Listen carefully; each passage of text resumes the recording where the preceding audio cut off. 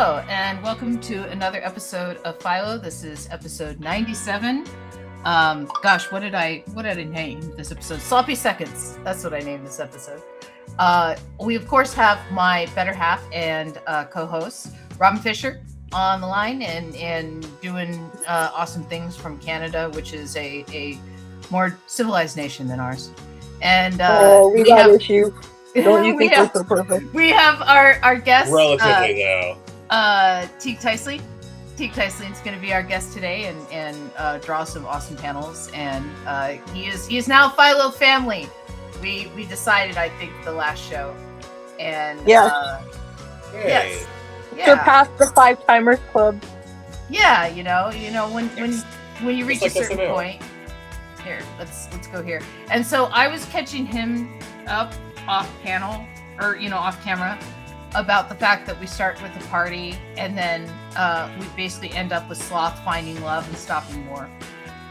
And I guess we could just kind of like launch into it if you guys want to do that. Do you want to do panel 1? Do you want me to do panel 1? Panel 1. Yeah. Okay, there we go.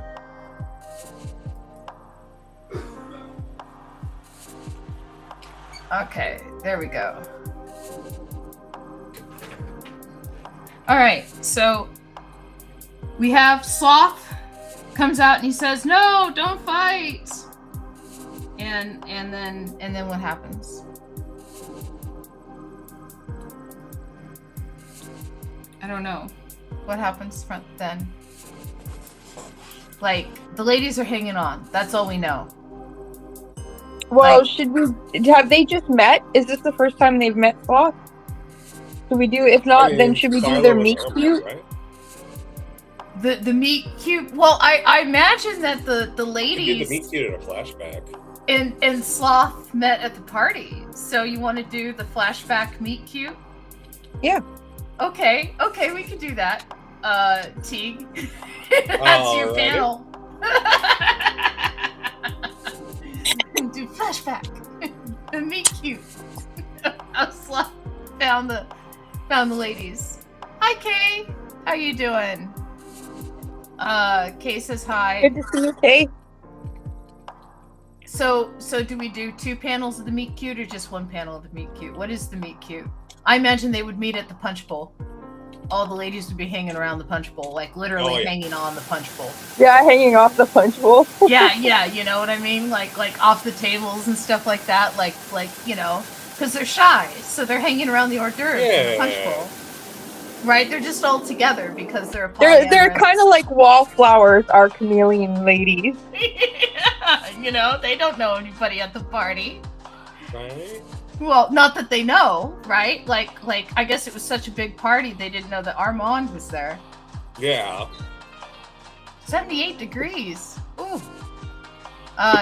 We got to put that in Canadian for yeah, I don't know what that is. Okay, 78 F2 Celsius. What is the formula? That's 25.5 degrees. That's warm. Holy moly, that's really warm right now. Yay, last infusion! Congratulations, Kay! Yeah. Right. T, can in your caption, can you do flashback meet cute? Absolutely. Thank you. Awesome. So what happens? Are we still in the flashback for panel 2? Or do we flash back to Sloth going, "No fight"? T-shirt weather. Oh, that sounds awesome, Kay. Yeah, that is warm. That is really warm for Canada if we were at that temperature. Last week we got up to like 12 and that was pretty warm for us. Yeah, it's been nice here. Yeah, it's been really nice here. But okay, so the meet cute, like I said, I imagine would be around the. I think at some point show Sloth was his own friend arriving at the party, and then they encounter the ladies. So do you? So Sloth's entourage is also into the ladies. I don't know. Maybe that's too much. Well, okay. Now, is this post Goonies? Is Sloth hanging out with the Goonies at this point? After he's made it big. Yeah. This is him as Celebrity Sloth. Celebrity Sloth. Oh, yeah. So this is like, what if the papers found out that we would have paparazzi? Oh, no, yeah. Okay. Sloth, and in his entourage, he got Toxic Avenger and Marty Feldman. Marty Feldman? With the eye theme. I like the Toxic Avenger. Okay, I think that's excellent. Now, is it Peter Dinklage Toxic Avenger? Ooh. Or is it comic book Toxic Avenger? Oh. Or is I think it's comic movie? Old School is the one in the entourage, and they are mean mugging the Peter Dinklage Toxic Avenger at the same party. I imagine they would be friends. I imagine that Dinklage would be in the entourage, right? But Dinklage wouldn't be in his Toxic Avenger outfit, right? You know, he would just be dressed up like Peter Dinklage. Well, I figured there's in this universe there is Peter Dinklage and there's Peter Dinklage's Toxic Avenger as his own person. Oh, so maybe they're both in the entourage. Yeah, they're both exist in the universe. Okay, so you want to do the meet cute and I'll do the entourage? Like gossiping about, oh my gosh, I can't believe the Sloth is... It's the Sloth. Sloth went with the Sloth. Oh my god. They're like blushing. Yeah. Right. Yeah, it's a meat sloth. Okay. So we'll say the let's see. The entourage. I should know how to spell entourage. ENTOR. What is What are you doing, Arya? Entourage. I don't know. It's ENTOURAGE. OU. Okay. OUR. That might just be the Canadian spelling. No, you're right. You know how we like to shove U's into everything. Well, that's not your fault. That's the French. Arya. Yeah. Okay. So the entourage doesn't approve, I think, and I'm gonna show them like we're gonna have Sloth in the foreground with all the ladies. Yeah, it's gonna be meet cute with Sloth from Goonies and all the ladies. So let's see, what do we say? I gotta pull up a picture of Peter Dinklage now. You don't know him from memory? I just, you know, he's a very handsome man. I really liked him in the X-Men movie. You know, I have to say yeah, he was Trask. That's right. Yeah. You know, I can figure out which one. Well, he's only been in one X-Men movie. Yeah, but there's been a lot of X-Men movies. That's true. There was the one that was with James McAvoy, wasn't it? And Michael Fassbender? Yeah, it was the 1960s one where... Yeah. No, wait. Yeah, that was Wolverine Back in Time one, wasn't it? Wolverine Back in Time? No, I thought that was an X-Men. It was a early X-Men. No, Wolverine Back in Time. Wolverine Back in Time was Peter Dinklage. Yeah, because he became maybe I'm they thought he might have been the target at 1.2. Let's see. Let's have him talking here.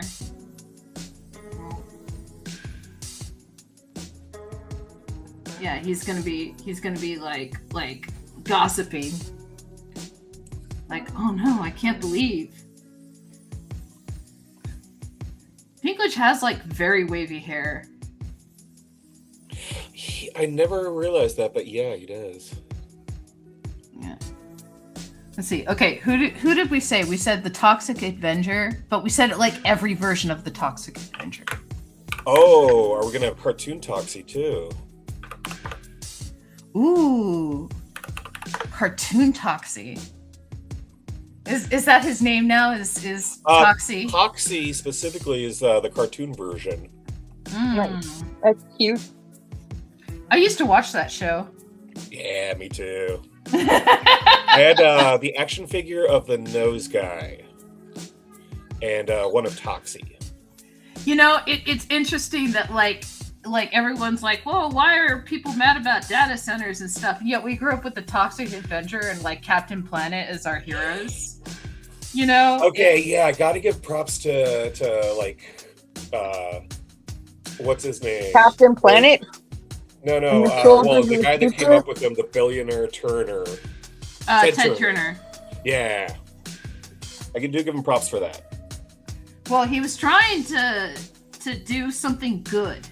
Yeah, you know, and it kind of worked because, you know, we did actually close like a big portion of the hole in the ozone layer.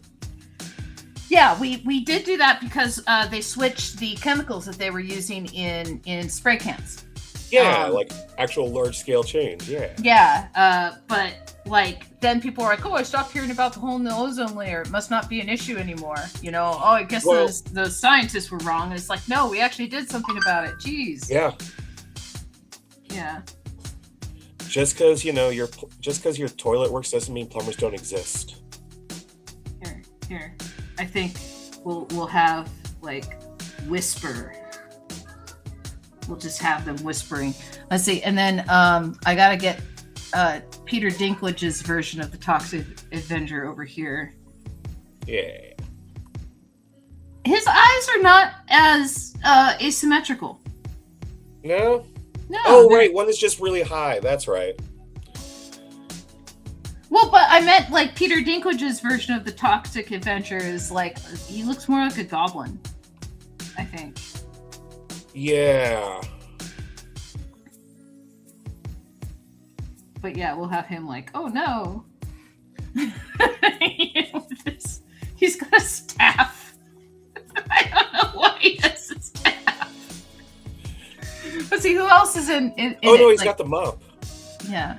Oh, is it a mop? Is that what it is? Yeah, it's the mop that, he uses to burn people's faces off. Ah. It's been a while since I've seen it. Me too. I think. Yeah, I watched a couple clips on YouTube when I heard about the movie coming out. Yeah, he's like, Dinklage's version is interesting. It has like brain coming out of it. And... Oh yeah. Yeah. I haven't seen it yet. I haven't seen it yet either. I just, for me, it's like, why remake a classic? Right. Well, it does look pretty good. Also, it is relevant. And I feel like when it's a movie that's like has a big relevant current message like environmentalism, I'd say updating it is worthwhile. Yeah. I mean, it's got such a cult following. It could be really easily viewed as something that your parents only like. Yeah. So if you want to reach the younger generation, you kind of have to cater to that. Look at Starfleet Academy, right? Right. Actually, I haven't. I still haven't bothered with Paramount Plus. Yeah, I don't have Paramount Plus either. I don't have it either. Oh yeah. Yeah, but you're Canadian, so it's available through other avenues. Here in the States, only available. I don't have any streaming services that I subscribe to. Have you been watching the? I mean, I'm on Tubi, but Tubi's free. Tubi doesn't count. Yeah, Tubi's free. We watch Pluto, and we watch a lot of YouTube, but we don't even have YouTube Premium. Like we put up with the ads. I have YouTube Premium just for the music. I love the music side of it so much. I would get YouTube Premium just for the downloading aspect. Taking videos to work to watch on lunch.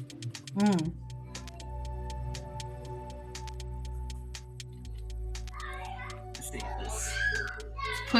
Let's put Dinklage in a nice suit. He always seems like he's well dressed.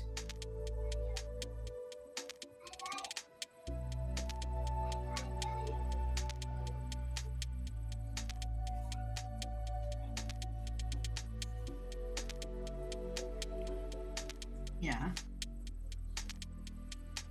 You guys lost Robert Mueller, eh? Yeah. Oh yeah. Oh, Xander from Buffy the Vampire Slayer died today. Brendan. Yeah, that's right. I read about that yesterday. And they're like natural causes, and I'm like, the dude was like, what, 53? Yeah. Well, he drank a lot. Mm-hmm. And so it wouldn't surprise me if those natural causes were aided by his lifestyle. Yeah, the damage he'd already done to his body. Yeah. It's a bit of a shame, though. Especially because I think it was like announced 3 days earlier that they would not be going forward with the Buffy reboot. Yeah. That's not his fault, though. You know, it's no. But interestingly enough, the woman that was going to direct it was at the Oscars, and she purposely wore a dress of mourning, like even with the black veil. Over Buffy the Vampire Slayer.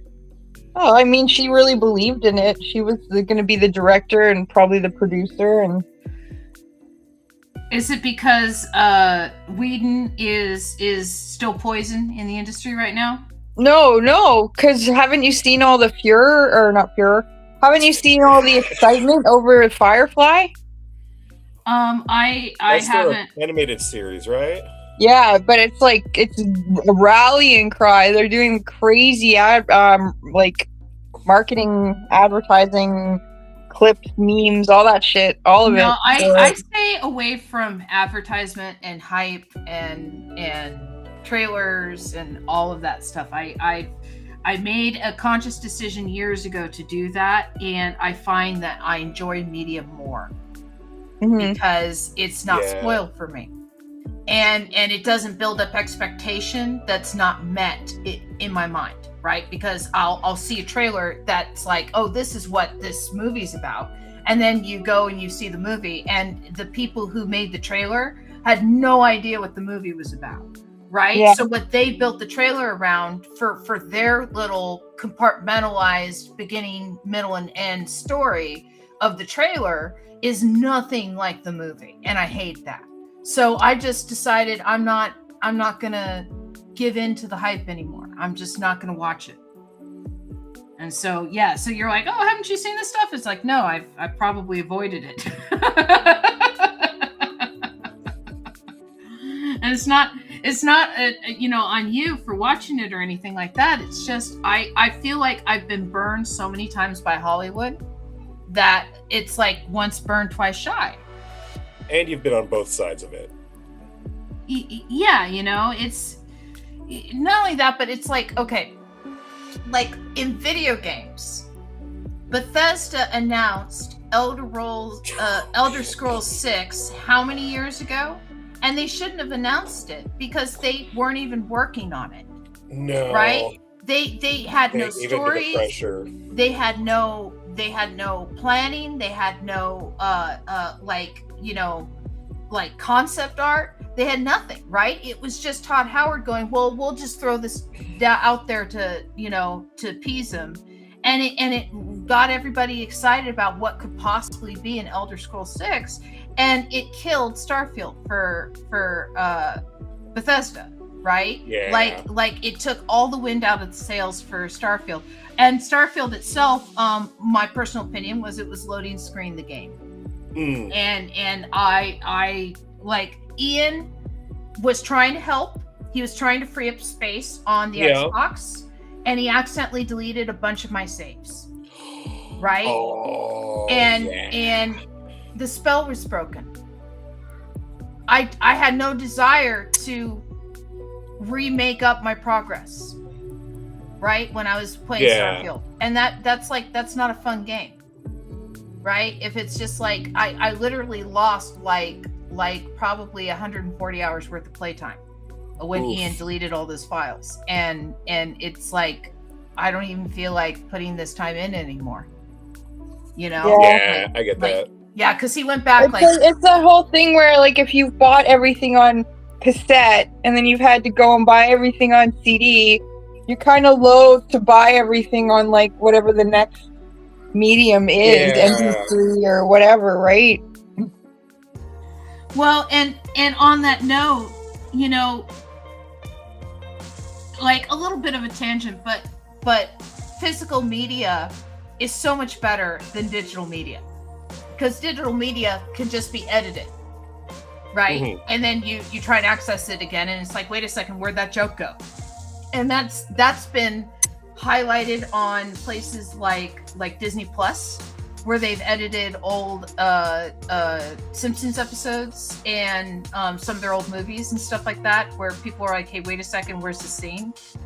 And it's killed some of the jokes. It's they Disneyfied it, right? Yeah. But when you have the media on a DVD or a Blu-ray or something like that, it's there, right? You can always refer back to it, and it's not going to change on you. So, I don't know. It really bothered me when they did that. Like, that was one of the reasons why I canceled my Disney Plus subscription. Is it's like I can't trust the media that's on your platform. Yeah. To be the original media. Yeah. There's a lot of weird censorship going on. You know, people caught Netflix doing the same thing with Stranger Things. Okay? Is Stranger Things, the first few seasons, when they were setting stuff up, they didn't have like other stuff set up like that were in later seasons, right? Well, what they did is they inserted scenes that hadn't been filmed in those first few seasons later to justify this stuff and go, oh, no, yeah, if you look back, see that stuff's there, but it wasn't originally there. They retconned. It's like they're gaslighting the audience. Yeah, yes. And the thing is it's like, it's the same kind of thing that like George Lucas did with Star Wars. Mm-hmm. Right? I hated that too. Everyone's like, wait a second, that's not precisely. Like, he didn't try to pass it off as like, no, we didn't change anything. You know, he was very proud of the changes that he was able to make, you know, and there was his brainchild, so he is kind of entitled to do it, but we as fans are entitled not to like it. That's why I'm kind of glad we're getting over the Joss Whedon thing, like the whole auteur thing. There's something to be said though for just letting it out there, right? You put it out there, it's done, right? Yeah. Spielberg, to his own credit, understands that and hasn't really gone back and edited things. The only thing he's ever edited in his own movies was when they re-released E.T., he took out the guns and replaced them with walkie-talkies, and there was such a backlash for it, he said he'd never edit one of his movies like that again. Yeah. So that is intense. Is it sad that I know so much about films? No. I like movies. I think it's a wonderful art form that allows people to both control what the audience sees and hears and everything, and like can tunnel vision that experience, right? So that you forget you're watching a movie. You know, and very much like comics, you have to make a conscious decision of, I'm going to sit down and watch this movie. Yeah. Right? Like with comics, you have to make a conscious decision of, I'm going to sit down and read this comic book, right? And with comics, you have the ability of like, I'm going to go back and see what was in this panel on this page and see if that was there, which is why like Watchmen works so well, because they included all that stuff. But in movies, you have to kind of do like the flashback reminder, you know, the recap, oh no, I saw this. He was Kaiser Sose the whole time.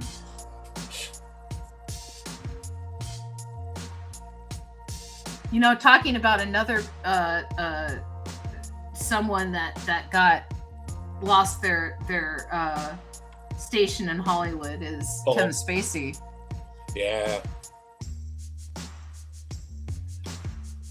But, you know, like, That's what you get. Right? See, but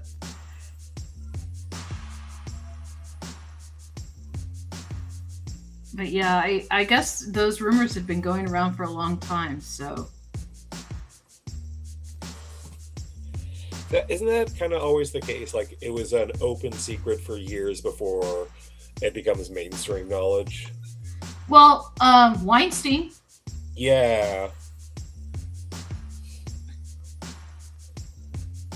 You know, like.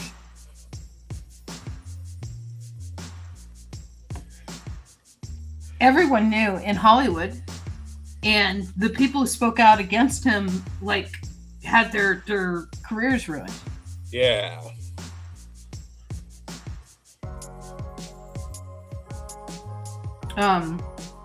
There's a song that Sheryl Crow wrote. I'm trying to remember the name of the song, but I'm Gonna Be Your Man, I think is the name of the song. And it's about Weinstein. And when all the allegations and stuff came out, and people were, you know, because it was 2016, and you know, it was the Me Too movement and everything like that, people were like asking her about the song, and she was saying, yeah, that was about Harvey Weinstein. You know, that was way back then. And it's the whole song is uncomfortable because it's like, oh, I can do what no one else can do for you. Right? You know, oh yeah, I'm gonna be your man. That's just what's gonna happen. Yeah. So, you know, it makes you wonder, like, what she did for her career. I mean, she obviously wrote a song about the guy. I guess it was too subtle to be picked up, so there wasn't much retaliation. I don't know.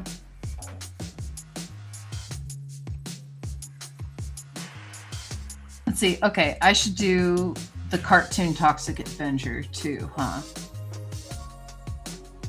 Because for whatever reason, his entourage is full of Toxic Avengers. Where's the mop? Doesn't the one in the middle have a mop all the time? Well, they all have mops, but they're out and about. Yeah. They're not at work. They're not always. It's their leisure time. Yeah, that's not always avenging. Yeah, you know, like sometimes they just feel like, you know, going out and dancing.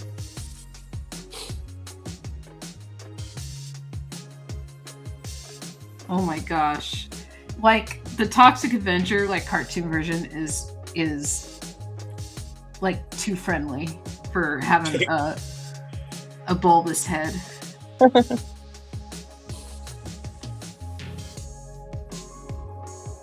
But yeah, you gotta.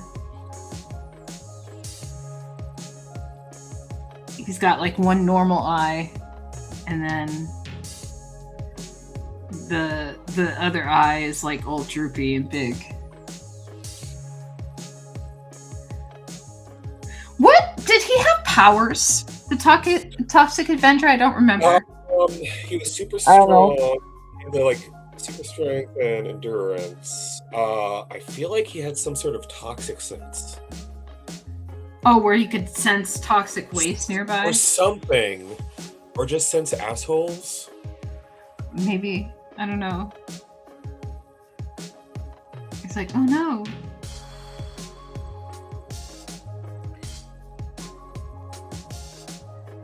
I guess I could throw in a mop in the back there.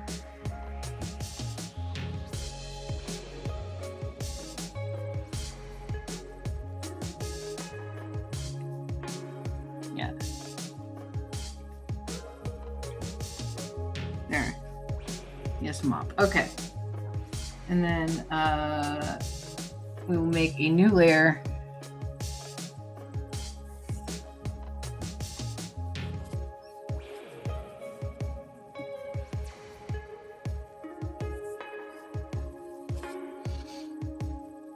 Do you know how I collect Monster High?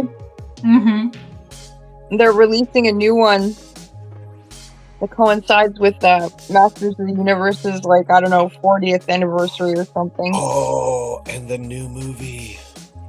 Yeah, and it's hilarious. It's like this garish Monster High girl, but she's basically Skeletor, and she's got like these weird claw boots, and I couldn't stop laughing at it. I was like, this is really cool, and at the same time super campy, but like kind of delightful too, because it's freaking the cutest little Skeletor you ever did see.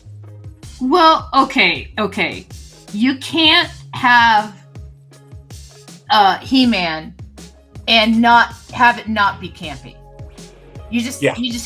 It's just it's true. You know, I mean, Robert Duncan McNeil played Kevin in the original He-Man movie. Oh, that's glorious. Oh my gosh, she's awesome. See, you're laughing too. Yes. It's delightful. Yes, she's awesome. I love her. Let me see if I can find a bigger picture where there she is. I'd like them to do many more characters like Manny Faces as... Yeah. Okay, here, look. You look at those cool boots. Oh, I like the snake around. Yeah. And she's got like a little like kill kind of thing happening. And there's her face. Kay says lovely art for both of us, so thank you. I appreciate that. So yeah, I think she's cool, but I think she'll be easy to get in the future. That people will sell her. Yeah. You don't think people are gonna hold on to Skeletor? Lady No. Skeletor? This is the other one that just came out recently. I don't know, or was just ordered recently. I didn't get any of them, but I didn't get this one. But it's these two women from the waiting room in Beetlejuice. Oh! That would be cool. Yes. Yes, that's cool. What I did all week is I worked on a book nook, and so I finished it. And very cool. It is a Alice in Wonderland book nook where you're falling through the rabbit hole. Ooh. Yeah. So I might grab it in a minute. I don't know. I'd have to hook up my camera or something. I don't know. Show it to you guys. Apparently, there might be a Monster High Stranger Things Selector 2-pack. They don't have any pictures, but they're saying that that's coming up in the future. And also a Buffy the Vampire Slayer Monster High 2-pack. Yeah. Okay, now who would they have? Drusilla? And Spike would be cool. But they've been doing weird things where they change their genders and stuff. So they did the Beetlejuice one, and Beetlejuice was a girl. Mm-hmm. Yeah, because I'm thinking Spike. They don't have a lot of male characters at all in Monster High, do they? Not a lot, no. They could have an Angel and Spike. Yeah, that'd be cool. I mean, they do have boys. It's just not they're just not as popular, you know. There's Medusa has a son named Deuce. And there's the wolf, the werewolf family. So she's got a big brother named Claude. Get it, Claude. Yeah. Wah wah. And who else? There are other boys. There's Heath, and he's a fire guy. And then there's what's his name? It's not. He's based on Jekyll and Hyde. He's like Jackson and Holt, I think. So Jackson's kind of a nerdy, normal-looking guy, and then Holt is his alter ego, where he's this flashy sort of DJ character, demon-like looking. So it's Jekyll and Hyde guy. Yeah, I don't know. And by later night. Sorry? Because they're monsters, right? Yeah. So it's by night he's one thing, and by later night something else. Well, I don't know. I really find the whole thing quite charming. Initially I got into it because a lot of the early character designs were sort of this comic book artist named Glenn Hansen. He's a Toronto guy, and he does his art style is really he does a whole bunch of stuff now, like with Golden Girls, and does a whole bunch of merchandise of like gay icons that people buy a lot of his stuff. So I was like, when I first saw the dolls, I was like, oh my god, this is kind of like having actual Glenn Hansen dolls. But now I just I love that it's all like fashion, and they always look so good. Like even the new ones, I've got some of the new ones, and I quite like them. Well, I am always an appreciator of good craftsmanship, right? And because you collect them, like when I'm at the store now, I've been looking at them, and I'm like, oh, these are well made. Oh yeah, like I can see all the accessories and stuff. Okay, I can see why she likes these. And the other thing too that I find really interesting is they do this thing where they do different tiers of them. So like if you are like me and you want to get like a really high end, gorgeous, they're like Skelector.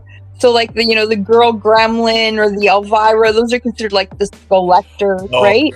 But then they have like even like they have regular ones that are like $30 to $40, and that's like the normal ones that a lot of us get.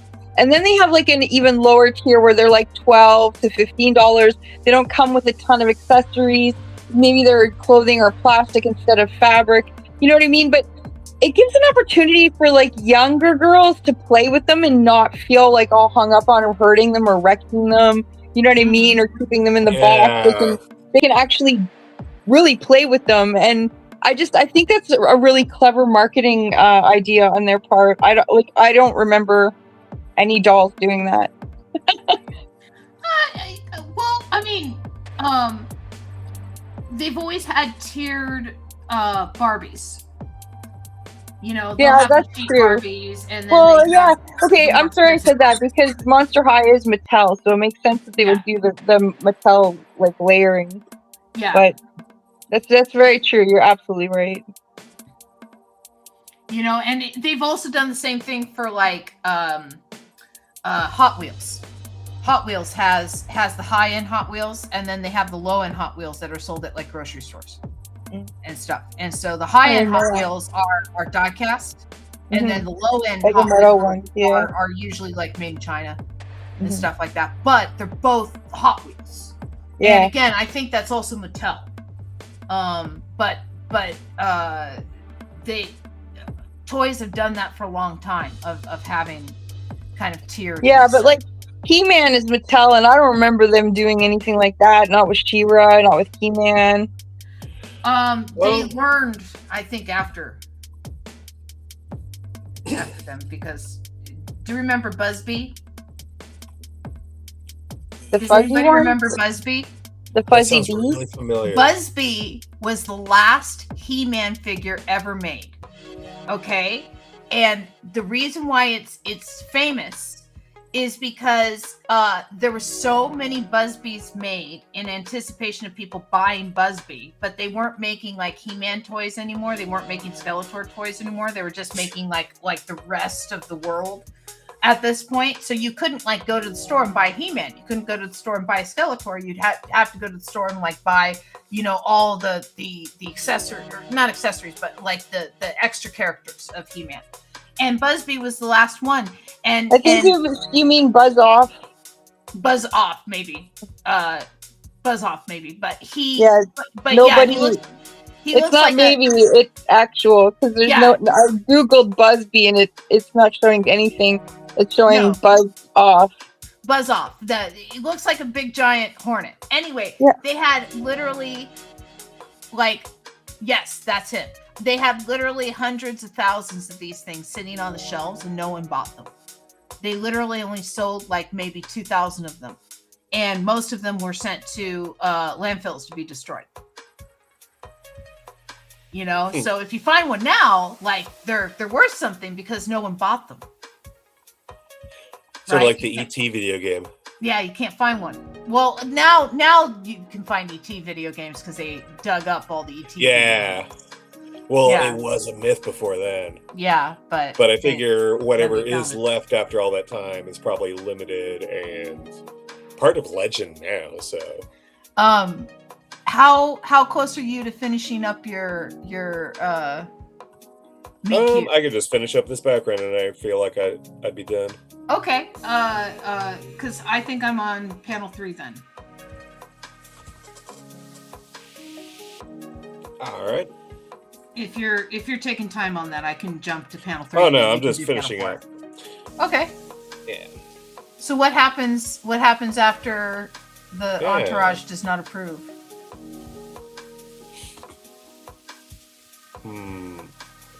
Wait, what are they disapproving of again? The meet cute. Oh. Chameleon ladies are players. They don't want Sloth to get involved. Oh yeah, they'll break his heart. They'll come between them. Yeah. And that too. They'll come between them. They'll never hang out. They'll monopolize all of Sloth's time. I got 3 different toxic Avengers there, and Peter Dinklage, and they do not like the ladies. No. So are they also there the next day, or is this the night before? Are we? I mean, I thought like they were glaring the night before. If they're disapproving, because they're with Sloth. Mm-hmm. But that's what I'm saying is like to move the story forward. Are we gonna jump there and they're like, oh no, what did you do? Well, I feel like there's still a lot to explore about the night before. Oh, okay. Okay. So I feel like we should keep with the hangover a bit. Sounds good to me. I like that idea. Okay. Well, wouldn't one be just a big black panel then? Right? More from the night before. I think I could do that for panel 3. That'll give me enough. That'll give you enough time to finish your background there, and it won't take me very long to do that. Yeah. Yeah. Yeah, that's funny. It's funny to me, at least. Okay, more from the night before.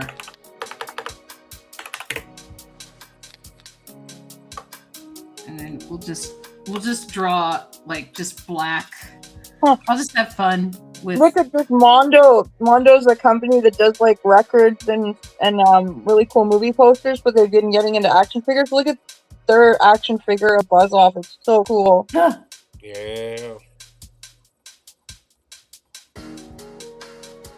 Wow, look at all of his accessories. Right. Yeah, they're not cheap toys. Like, I really like them. They've done a couple of the girls from the Batman animated series, like Catwoman and who else? Yeah, I think I'm just mostly interested in Catwoman, but they do really good work. But it's not cheap. I really like that the DC pinup series. The Bombshells? Yeah, the DC Bombshells. Yeah, I agree.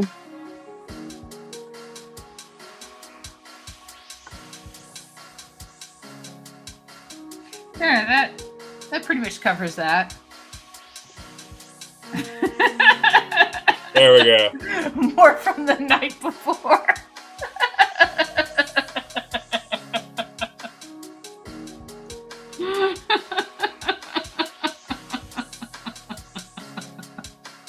I don't know why that makes me laugh so much.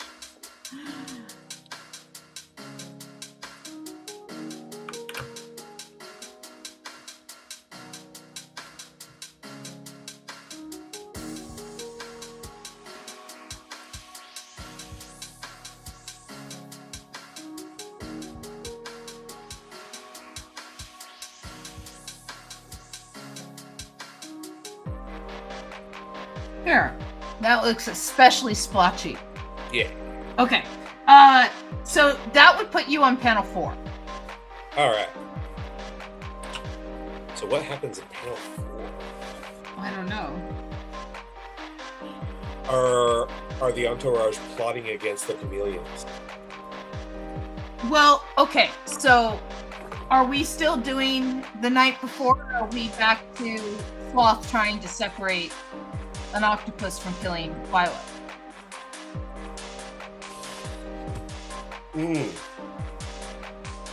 Because I would think that this is pretty good about, like...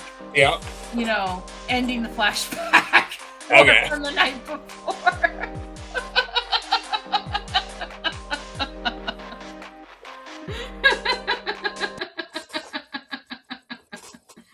I'm sorry. Okay. Serious.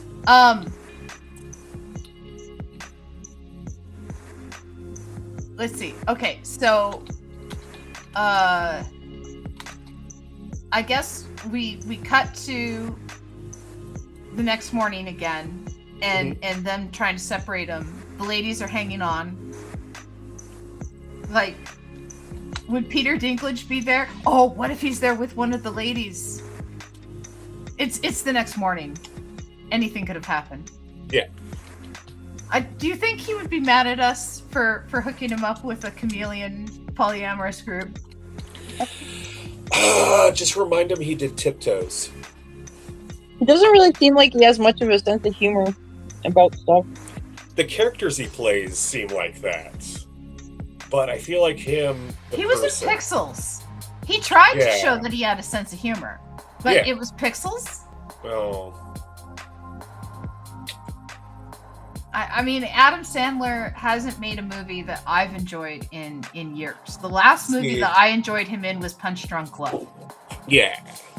I liked him in The Cobbler. He was in that murder mystery thing with Jennifer Aniston. That was pretty good. His harmless fun. Mostly I think he decided on his projects by what's going to pay for itself and just let me hang out with my friends. Well, no, he's got this huge contract with Netflix right now. It's like a 10-movie contract. Yeah. Yeah, it was like 17-movie contract or something insane. Wow. Yeah. And he just keeps pumping them out.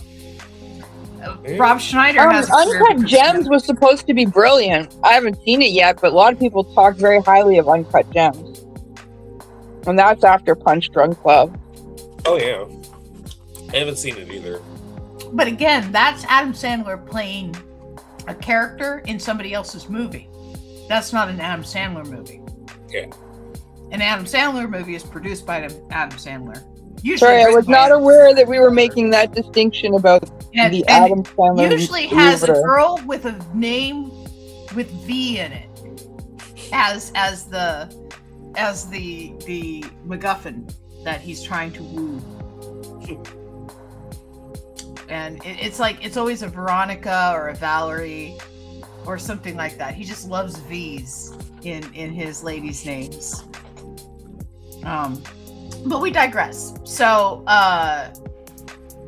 we have chameleons hanging out. It's the next morning. I imagine they would be like all over everybody. Oh, yeah. Yeah, it's like, hey, Sloth was just part of just having fun with the rest of us. Right. Just a big ol' orgy. Yeah. Chameleons and Avengers. That's what the girl chameleons were there for in the beginning. Was an orgy. Is that what you're drawing? Is the girl chameleons all over everything? Oh, yeah. I was just going to have others, like the rest of the entourage, waking up just draped with chameleons. Just draped with chameleons. I like that. The caption should read. Oh, so you have the next morning for the caption? Yeah, I got that so far, but I can add to it. Okay, no, that's fine. Next morning still works. Okay, next morning. And so, if they're all draped with chameleons, would they be in shock that now everybody's got the chameleon herpes?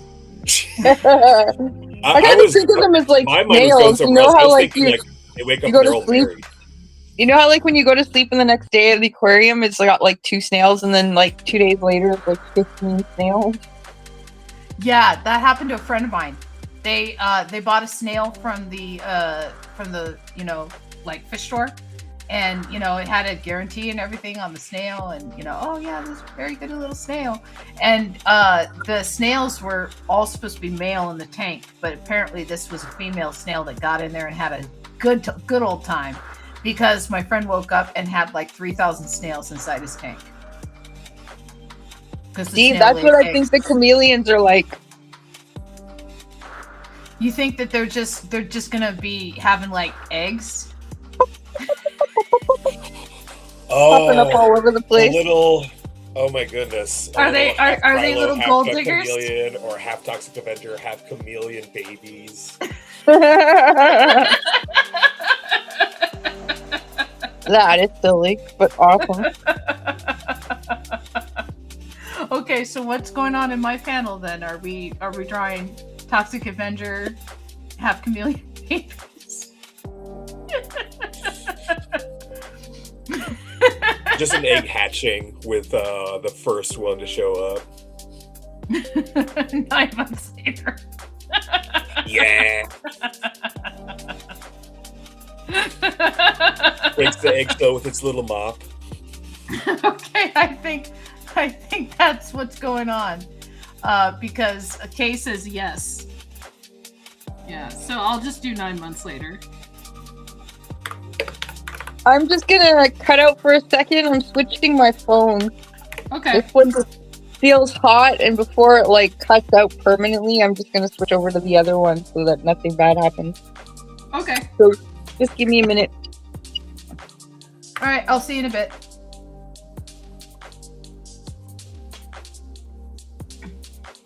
Now that she's gone. No, I'm joking. Yeah. Now the show can really start. Yeah. But what would I talk about? She does all the talking. She's like, she's so much better at it than I am. You know, when I get into drawing mode, it's hard to talk.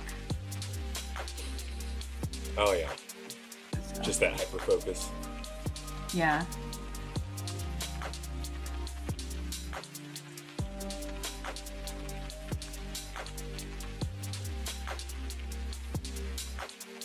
Okay, and then we'll do this. There she is.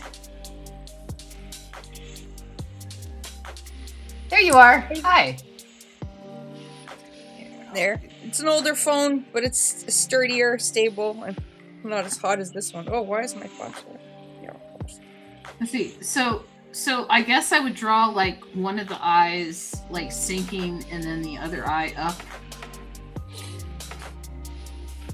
Which, you know, with chameleon eyes, it's gonna be tough to make it stand out there. You know what? I'm gonna make the chameleon buff. Yes. I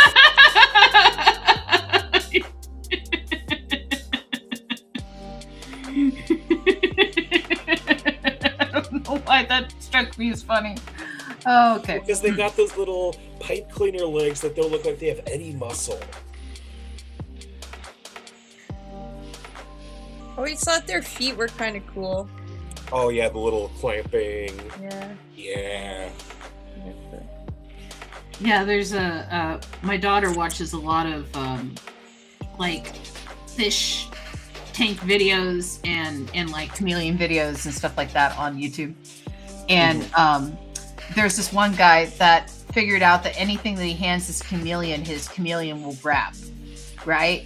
And so it's just a video of him like handing him other just various things that he's 3D printed of like little axes and little like shields and little spears and Cool. you know, and he can put like a little hat on him and hand him a wand. There's a girl that has chinchillas that does the same thing, where she has them just sitting there holding like little signs, little things, little cards. Let's see. I guess the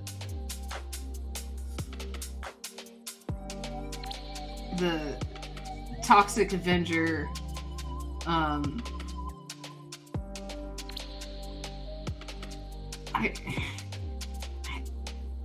don't know if I'm drawing a good one. I feel like there's not really Is it much hatching out of an egg? have to Do work to chameleons mess up. hatch out of eggs? I don't know anything about chameleons. Oh, I'm pretty sure they like do. Do Toxic Avengers lay eggs? And eggs? Chameleons. Chameleons, reproduction, eggs, or live birth. Chameleons are renowned for their mesmerizing color changes, but there's another captivating aspect of their biology: their distinct reproductive strategies. Chameleons employ 2 different methods of reproduction. Some lay eggs while others give live birth. Oh.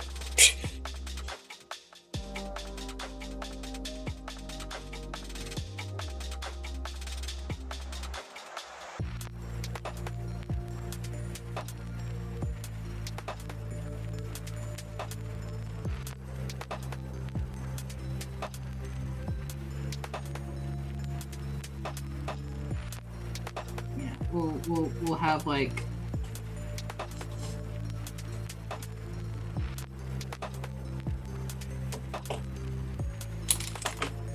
him like struggling as he's like trying to get out of the egg.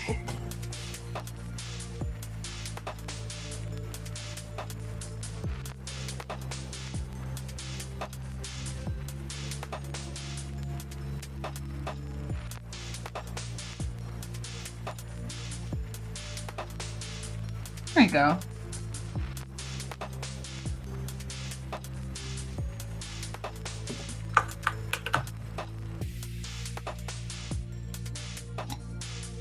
She kind of looks furious. You should put like a little bow on her head. Who, mine? Yeah. Well, she's supposed to look like a toxic Avenger. Yeah, but I think it'd be cute if she had a tiny little bow. So she's born with a bow? Yeah, because she's like a little baby chameleon toxic Avenger, right? She's a little baby.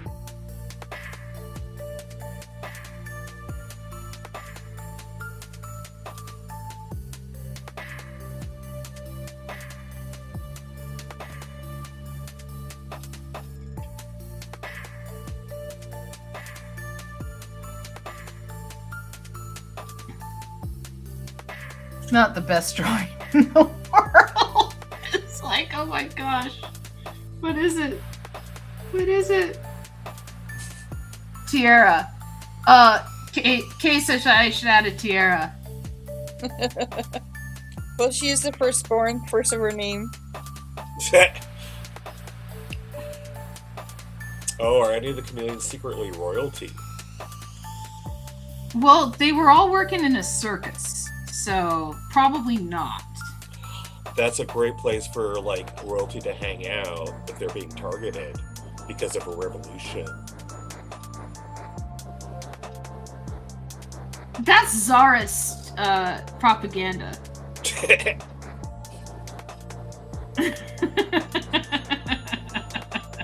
Have you ever seen that meme where someone was like a girl was watching Anastasia and then her grandfather's like, yeah, this is Czarist propaganda. I mean, it is. It really is. But it's so catchy.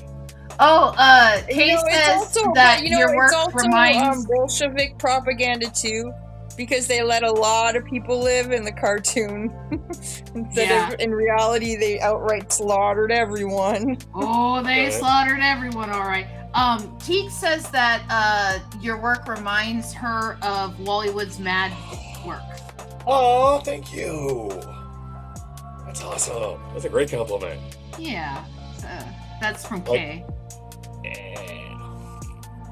Oh, he's one of my favorites. Yeah. Wallywood stuff, like, in his backgrounds, if you really look at it, it's, like, abstract. Like, yeah, you were in the talking details, about that last week, right? Yeah, it's wild. I don't know, I think it's neat.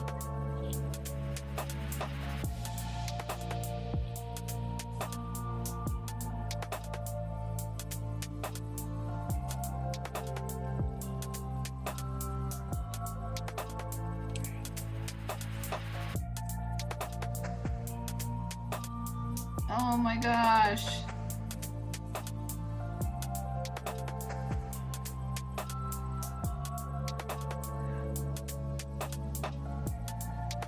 It is not the best drawing in the world, but we'll pretend that it gets the job done.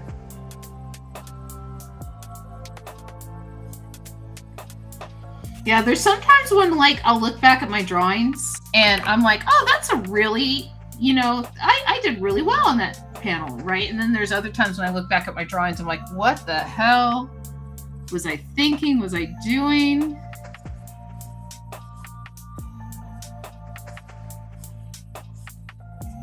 And sometimes like my guest art is just so freaking good. And it's like, oh no.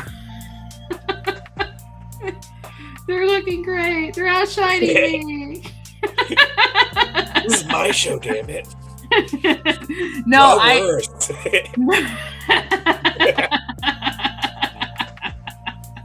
No, I would rather have, good artists like have fun and do their best than try and be the best person in the room, right? I forget which president said that it's not to be the smartest person in the room, it's to surround yourself with smarter people than yourself. Oh, I used right? to know who said that. And I don't remember which president it was, but that's true in not just intelligence, but in art, in talent, in writing, in humor. Like if you're working on a comedy show and like say you're head writer, right? You better get some goddamn people funnier than you on that writer's team, right? Even if you're head writer, even if you're quote unquote the funniest person in the room, right? Like you got to trust a good team. And Neil Brennan was Dave Chappelle's head writer on the Chappelle Show for years and years and years. And then he's excellent. I like his work a lot. Oh, I subscribe to his YouTube channel and stuff. I love his interviews. And he got kind of screwed over by Dave Chappelle when Dave Chappelle walked away from the $17 million contract because no one was given a heads up on the Chappelle Show. No one, right? Chappelle made that decision kind of by himself, and then everybody was kind of SOL, right? So when they went to Keegan-Michael Key and Jordan Peele and they said, okay, let's make a show, and they basically took the same format as Chappelle to do Key and Peele, they took the entire staff from the Chappelle Show. This is one of the reasons why the productions were so similar. So they took the entire staff from the Chappelle Show and they said, okay, here's a staff for you to work with. And Neil Brennan thought that he was going to walk in there and like these guys are going to be like, we're the top, motherfuckers in the room. Yeah. Everything like that, because that's how Chappelle was in his writer's room, right? Is no one could be funnier than Chappelle. But when Neil Brennan walked in with Jordan Peele and Keegan-Michael Key, their whole thing was, we want the biggest laugh in the room, right? We don't care whose it is. We just want the biggest laugh, right? And their one rule is their skits had to end weird. Right? That was their one rule, is because they felt like Chappelle didn't know how to end his skits sometimes. Yeah. Right? And so they said we have to have a clear ending to all of our skits, and they end weird, just on a non sequitur. And so that's why you'll have, the funny skit of like, I don't know what's under there, right? And then it turns out he's an alien. Right? And you'll have the whole thing where it's like the guy that likes to slap the butts of everybody on the baseball team, right? And then as they're like trying to calm him down, out of nowhere he's going, I'm so excited, I'm so scared, which is quoting, Saved by the Bell. Was that? Yes. Don't you remember that episode of Saved by the Bell? No. What happened to that episode? That's the very special episode where what's her name? Was that Jesse with the Jesse pills? with the caffeine pills? That they wrote the episode for meth, but then they're like, no, change it to caffeine pills at the last minute. But they didn't change anything about the script, so she's still acting like she's on meth. I mean, I think that's better. yeah, but then she's like, I'm so excited, I'm so scared. And so Key and Peele like referenced that in like one of their skits, just because they're. I think they grew up on the internet with the rest of us. Oh yeah. Oh, so, for sure they did. Yeah. You know they're like 10 years older than us, right? Yeah. So they grew up on the internet with the rest of us. That's what I said. No, I think they got in on the internet when they were youngish too. Yeah. They're not that like that side of Gen X that was like non-technology. I don't know. How old is Jordan Michael? Let's see. Jordan Peele age. He's 47 years old. Okay. Oh God, he's 5 years older than me. Yeah. Yeah, we grew up together. I mean, we didn't know each other. Right. But we grew up around the same time. You know, like he was probably watching Dragon Ball Z after I would turn it off because Sailor Moon was over. You know, like let's be honest, right? I know Josh Johnson was, because Josh Johnson talks about Dragon Ball Z all the time. So there's that. I've been kind of sitting on this panel of the mutant hatching. I guess I could put hatchy noises.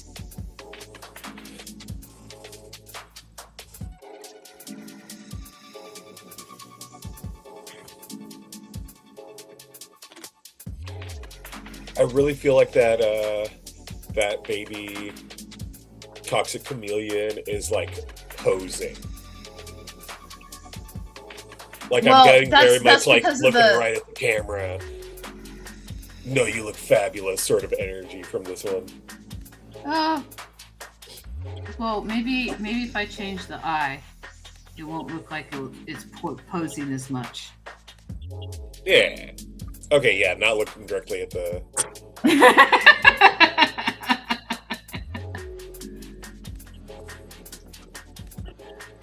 Let's see. Peter Dinklage does not look happy to have a chameleon on him. Oh, no. He doesn't know what's going on. So, does that mean that panel 6 is 3 men and a baby?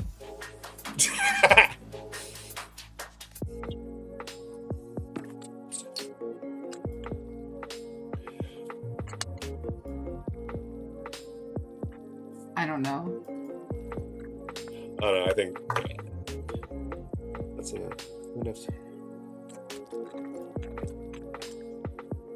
Yeah, so what happens after the chameleons wake up? Like a big family portrait of all of them together?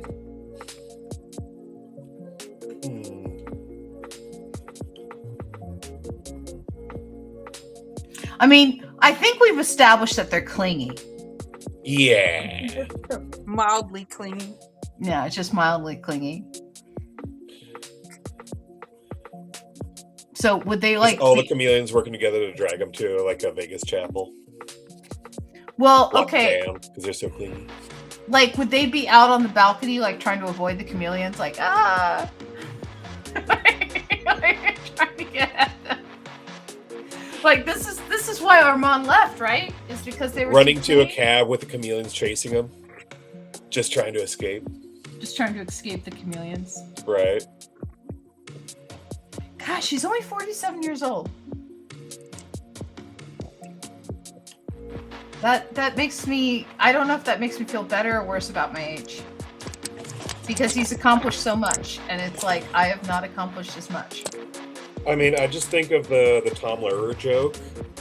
By the time Beethoven was my age, he had been dead for 2 years. Yeah, he'd been dead for 3 years, yeah. Yeah. Tom Lehrer passed away last year. Yeah. Yeah. There's a volunteer radio station here in Memphis, WEVL, and occasionally they'll play like a Tom Lehrer song, you know, and it's like, oh, these people actually know who he is. So interesting. Yeah. Okay. So what happens after they wake up and there's a bunch of chameleons and Marlon's fighting and Philo's there? Oh, okay. Yeah, that should be resolved. The fight. Oh. Come on, chat, help us out.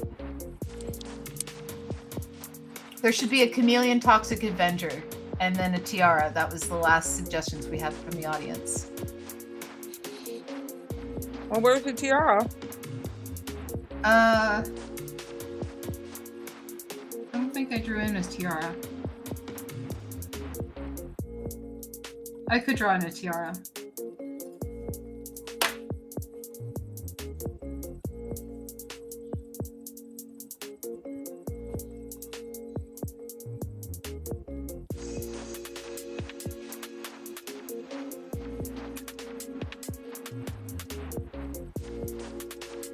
So do the sudden mummies become very maternal, or do they bail because they're such players? Oh. That's why I thought it was 3 men and a baby. Clingy? They're clingy. So they run away. So that should be the next panel. All the ladies not being able to handle the responsibility and they bail, and then they have like. And then you got 3 men and a baby. The panel after that is like 3 men and a baby. 3 Avengers and a baby. 3 Avengers and a baby. Let's see. Okay. So then, if I'm doing panel 6, then I would do the one where the chameleons bail, right? Yeah. Deadbeat chameleons. Magic Marmot thinks you should add a chicken as a non sequitur. Yes.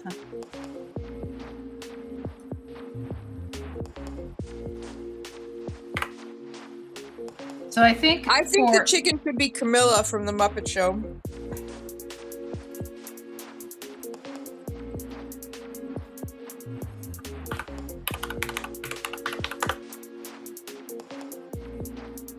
So what was Gonzo's relationship with that chicken?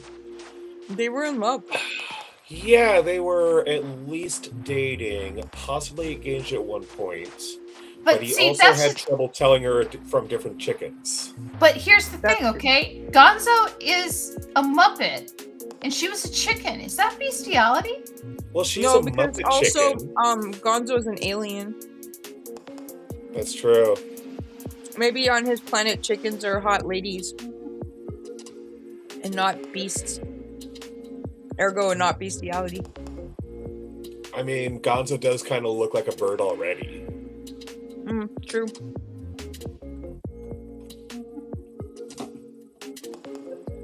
That's why Muppets in Space is one of my favorite movies, because it totally explains Gonzo.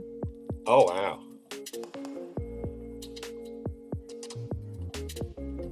I've never seen Muppets in Space. It's good. Gooder. It's like a TV movie budget, but it does well. Looks good. My favorite was The Great Muppet Caper. Treasure Island. Yeah. And Christmas Carol. I think our two are they're like masterpieces. You know, with Muppets. Right? Like the songs in Treasure Island like are worth it. And then you have, you know, Tim Curry acting like a Muppet. Now, if Tim Curry had been in the movie as much as Michael Caine was in Christmas Carol, then Treasure Island would be my favorite Muppet movie. Oh, but because he was kind of barely in it. And I didn't really care for the little blonde kid. Well, but they were following the story of Treasure Island. Yeah, but he was bland. Okay. They recently asked Tim Curry about the woman he has loved the most throughout his career, one that got away, and he started waxing poetic about Miss Piggy from Treasure Island. Oh, okay. Yeah, that it would never work out between them. You know, she was just she was too big for him. Yup. She's a whole lot of woman. Whole lot of pig. Yeah, I was I forget who it was, but someone was talking about how they were working with Gonzo, you know, with the either the Henson Company or it was with Sesame Street or whatever, but they were working with Gonzo and they had Gonzo coming up on their podcast, right? And so the puppeteer for Gonzo, you know, was like making sure that the sound was right and everything, and he's up and he's in the screen and stuff, and then he gets out of frame and then Gonzo comes up because, you know, they're framing up Gonzo, right? And the guy said that in his mind that was just Gonzo's tech guy. Yeah. He said that it was just like suddenly Gonzo came up and it was just Gonzo. You know, but I was like, I would have that headcanon too.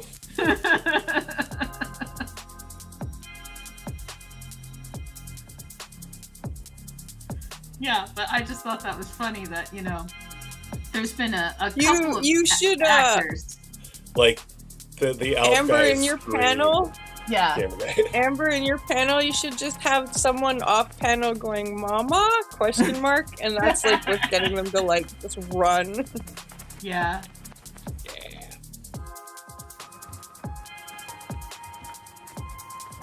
They're all just like, "Nope, we're outie." Mama? Did either of you watch Muppets Mayhem? It was on Disney Plus. I don't have Disney Plus. So I thought it was really good. It was basically a series about Electric Teeth making their very first album after all these years. Nice. And they had a bunch of just a whole bunch of musical guests. So it Oh felt yeah, like I classic. imagine the cameos were pretty crazy. Oh yeah. Yeah, everyone wants to be involved with the Muppets. Oh yeah. No, it's like getting your song parodied by Weird Al. It makes you. You know, it's funny you should say that because like Prince considered it an insult to be parodied. And he never gave Weird Al permission to parody any of his songs. And, you know, to Weird Al's credit, he never went against that, you know? But, like, there's other people like Coolio, where if his song wasn't parodied, he probably would have disappeared into obscurity.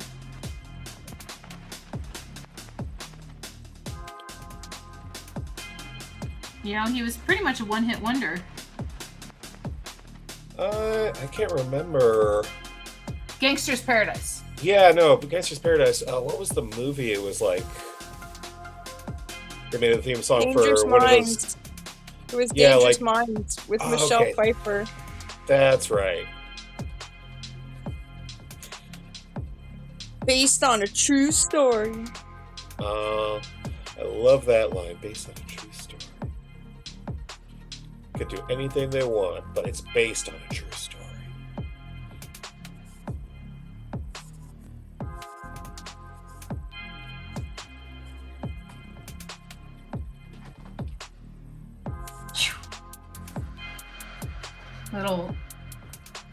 Little chameleon-shaped clouds.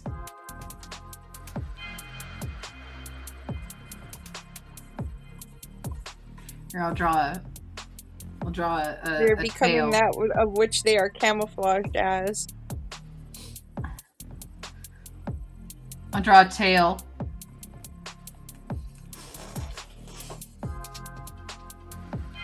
There. Oh no! Don't seek us! Don't seek us out!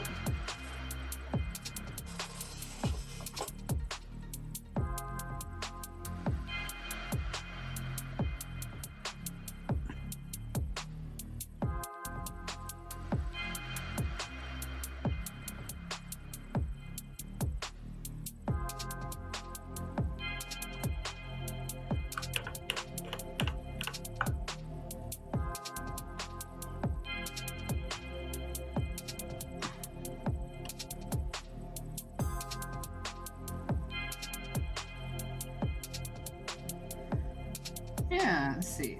Okay. I got 3 panels done tonight. It's not terrible.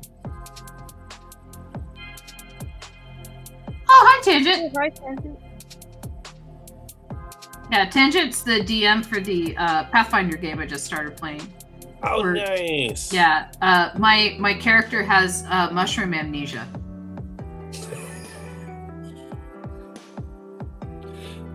Because I'm being brought into this world, like you know, they've been playing for a while and stuff, and there's this world that Tangent has built, you know.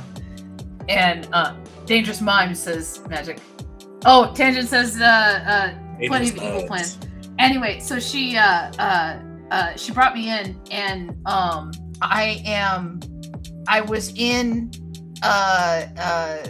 basically like a mining crystal, and they had me controlled with like mind altering mushrooms that made it so that I couldn't retain any like long-term memories or anything like that. And so I got mushroom brain right now in the game, so I don't know anything that's going on. Nice. Yeah, this is being fun. I got 8 minutes. I don't think that's enough time to do another panel, so I'm just gonna watch you do your panel, and then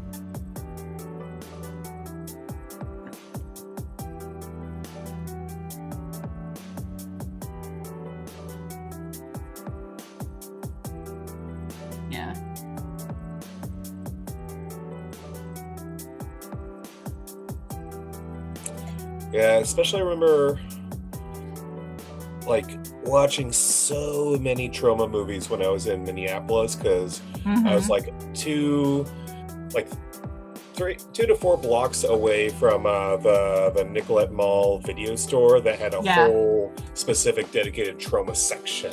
Yeah. So I'd be hitting that up every week. Gosh, when were you in Minneapolis again? Remember, I left pretty much like a couple months before you moved there. Oh, that's right. That's right. we just missed each other. Just missed each other. That's right. Yeah, I don't know. It was a good place. Yeah, it had a good geek crowd too. Yeah, a good geek crowd. Some of the you know, it got kind of militant about the green movement, though. Oh yeah. Yeah. Like when I left there, people were very like, you know, no, you can't do that. You can't drive a car, and it's like, oh, I have one. Yeah. For a reason, so I can drive it. Also, it's Minnesota. What are you gonna do for half the year? Yeah, exactly. But they built up. You got a team of dogs to mush through the snow. They built up the bike trails and everything in Minneapolis, Minnesota. But what they've done is, and Kay and Magic Marmot can talk more about this because they still live there. But what they've been doing is they've been limiting the roads so that there's like less parking, and there's like less ability to travel around with the car, and so they're trying to like discourage people from wanting cars. Okay. Are by they beefing by up the public physically transit? changing the roads. Yeah. So, Mama, I'm gonna clean up that Mama. I don't like that. I can write better than that.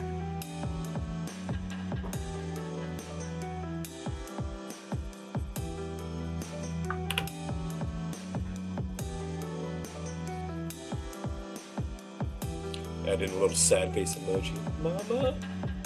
Mama? I think it's okay. I think it's, you know. Yeah.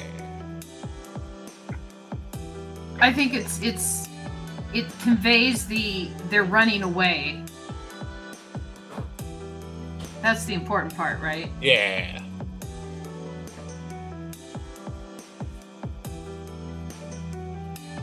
No, it's not my best drawing. They never are on Philo. I mean, that's the thing about live work. I don't know, some like Gary's artwork last week was amazing.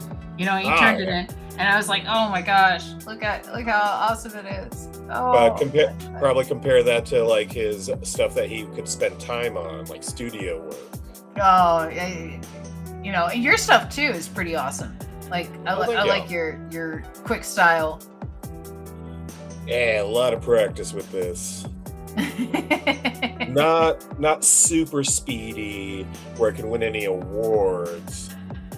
Well, like, I gotta get down to 30 seconds of face to get in like the like in the running for fastest caricature artist. Oh, I know that it's crazy. Kent Lind was the guy that I learned airbrush from, right? But we were across the way from I'm trying to remember Ted something. He has a bunch of airbrush booths all over the country at like places like Six Flags, theme parks and stuff. And some of his caricature artists could like finish a caricature in a minute. And I mean, I'm talking full color, everything. Yeah. Oh. Dang.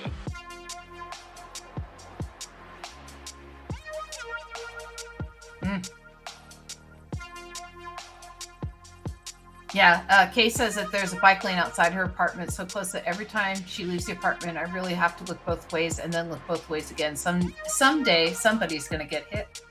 Oh yeah. But someone hasn't been hit already. That happened in Toronto. They built these new bike lanes for the bikes, but they put them on the right side of the cars.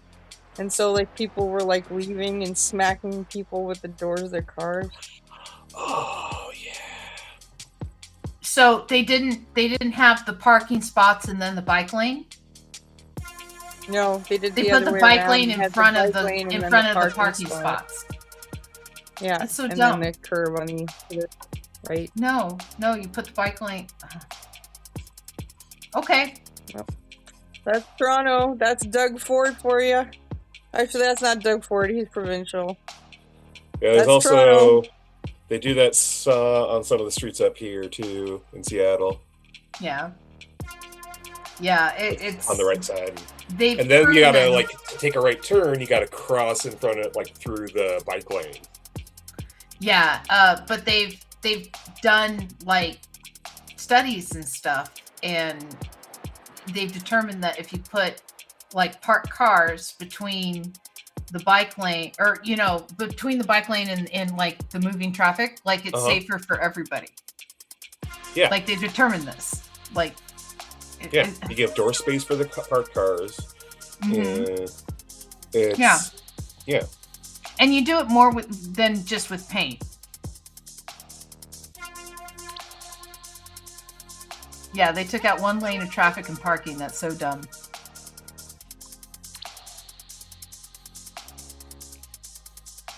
Yeah, it's a good thing that the Goonies aren't there, because I feel like this would be a negative thing for the Goonies to be exposed to. Like let's protect those kids. Yeah. They don't need to get traumatized like the Losers Club.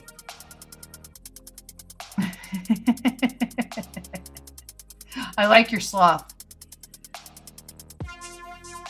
Oh, I don't even have Sloth in here.